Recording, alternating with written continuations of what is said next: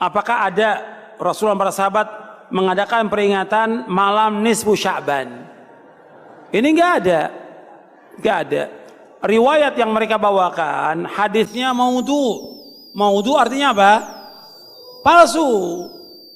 Ada berapa riwayat yang maudhu bahwa malam nisfu Sya'ban itu dianjurkan sholat 100 rakaat.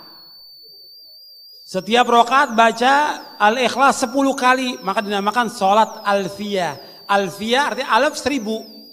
Sholat alfiyah. Ini perbuatan beda dilakukan. Atau baca Yasin berapa kali segala macam. Enggak ada contoh dari Rasulullah SAW. Ini hadisnya maudhu. Maudhu, palsu hadisnya. Enggak boleh dipakai sebagai hujah. Jadi enggak ada peringatan-peringatan malam nisfu Sya'ban. Enggak ada dari Rasulullah SAW. Yang ada contoh Nabi di bulan Sya'ban banyak puasa. Itu aja Nabi lakukan. Tapi kalau sudah lewat pertengahan Sya'ban, kita baru mau mulai puasa, nggak boleh. Nabi bersabda SAW, "Idzan tasafa Sya'ban fala tasumu." Apabila sudah lewat pertengahan Sya'ban, jangan kalian puasa. Ya kalau mau puasa sejak awal Sya'ban.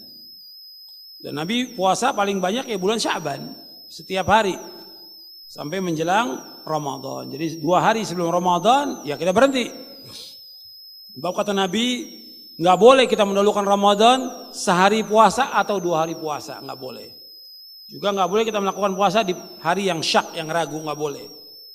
Nanti yang berkaitan dengan Asy-Sya'bana di daerah Hijaz itu namanya istilah Asy-Sya'bana. Asy-Sya'bana ini artinya perayaan menjelang Ramadan. Seperti apa Sya'bana ini? Seperti makan-makan, kumpul makan-makan menjelang Ramadan. Ini enggak ada. Jadi seolah-olah karena kita mau puasa, ya kita puasin dulu lah semuanya sebelum kita masuk penjara. Ini juga benar ya seperti ini. Jadi seolah Ramadan itu penjara buat dia, enggak boleh makan. Ini pemahaman yang berbahaya.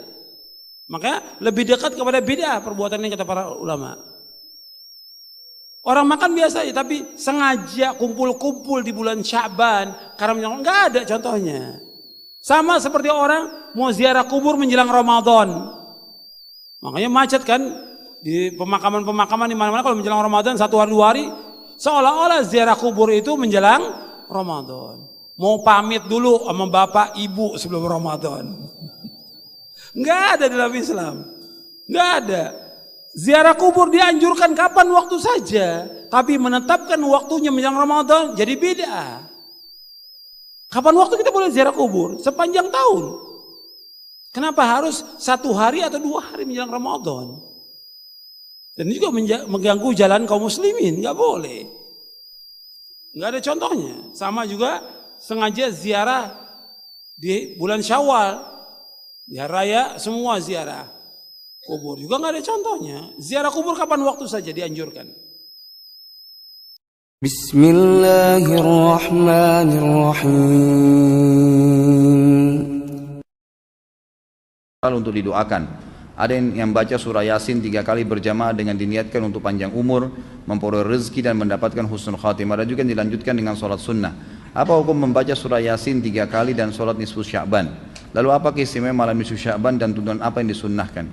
Ini banyak muslimin memang yang menyalahgunakan ya, dalil-dalil. Jadi mereka tidak memilah mana dalil yang sahih dan mana dalil yang lemah, apalagi hadis-hadis yang palsu. Hadis yang menjelaskan tentang masalah adanya solat di nisfu Sya'ban, solat secara khusus namanya solat nisfu Sya'ban itu tidak ada. Hadis yang palsu, maudhu itu. Yang ada memang adalah fadilah mengerjakan solat malam di nisfu Sya'ban, solat tahajudnya. Solat tahajud seperti biasa, tapi khusus malam nisfu Sya'ban punya fadilah.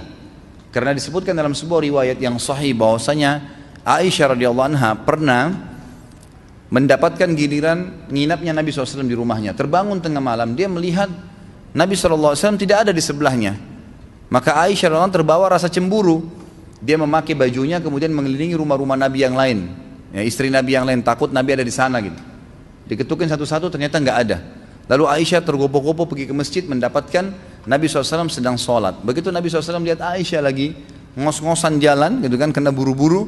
Kata Nabi SAW, wahai Aisyah, kau cemburu lagi? Ini adalah malam nisfu Sya'ban. Artinya saya sholat malam ini karena ini adalah nisfu Sya'ban. Ini hadis yang sahih, gitu kan? Dan memang dianjurkan oleh para ulama, mereka mendirikan sholat malam di malam nisfu Sya'ban itu sholat tahajudnya, tidak ada malam khusus, tidak ada sholat khusus namanya malam nisfu Sya'ban. Di siang harinya dianjurkan seseorang berpuasa, karena Nabi SAW memperbanyak puasa, terlebih lagi nisfu Sya'ban itu, ya kenanya malamnya itu berarti puasa tanggal 14. Kalaupun nisfu Sya'bannya malam hari ke-15, dan kita tahu ada puasa Iyamul Bid, ada 13, 14 dan 15, itu kita anjurkan puasa 3 hari, kan gitu. Tapi tidak diniatkan khusus puasa nisfu Sya'ban, khusus puasa itu. Karena memang secara umum Nabi SAW puasa sebulan penuh di bulan Sya'ban. Kalau masalah membaca surah Yasin, ini tidak asing lagi kalau di Indonesia, semua harus surah Yasin. Pindah rumah Yasin, orang mati Yasin, semua Yasin. Ditanya dalilnya, nggak ada dalil, gitu kan? Hanya karena surah Yasin dikatakan jantungnya Quran. Itu pun hadis yang lemah, karena dalam sanadnya ada orang yang pendusta, gitu kan? Tapi ini diamalkan. Kalau kita mau mengaku pengikut Nabi Muhammad SAW yang murni, maka tidak mengamalkan apa yang tidak dicontohkan oleh Nabi SAW. Apalagi membawa air, kemudian secara khusus dibacakan atau dihidupkan dengan surah Yasin, belum pernah ada contoh. Belum pernah ada contoh. Allahu a'lam. Saya tidak menyalahkan ya. Yang mau kerjakan itu silahkan, itu hak dia. Tapi saya pribadi menyarankan, apalagi jemaah yang ikut dengan pengajian saya atau yang mendengarkan ceramah kita, murnikan ibadah kembali kepada Nabi SAW. Nabi SAW tidak menghembuskan nafas terakhir kecuali sudah mengajarkan semua yang kita butuhkan. Jadi tidak perlu ditambah. Kalau kita tambah seperti kita sedang mengatakan, maaf Rasulullah saya lebih faham daripada anda. Nabi nggak pernah baca Yasin 3 kali di malam nisfu Sya'ban, nggak apa-apa kan, bagus. Loh, Nabi mau nggak pernah lakukan. Nabi yang nerima dari langit wahyu, nggak pernah lakukan, nggak apa-apa. Berarti sama saja anda bilang, maaf Rasulullah saya lebih ngerti. Itu. Ini keliru, nggak boleh. Itu. Jangan tambah-tambah agama, biarkan dalam keadaan murni. Sedangkan murni saya sudah banyak sekali yang kita bengkalekan, apalagi kalau ditambah-tambah.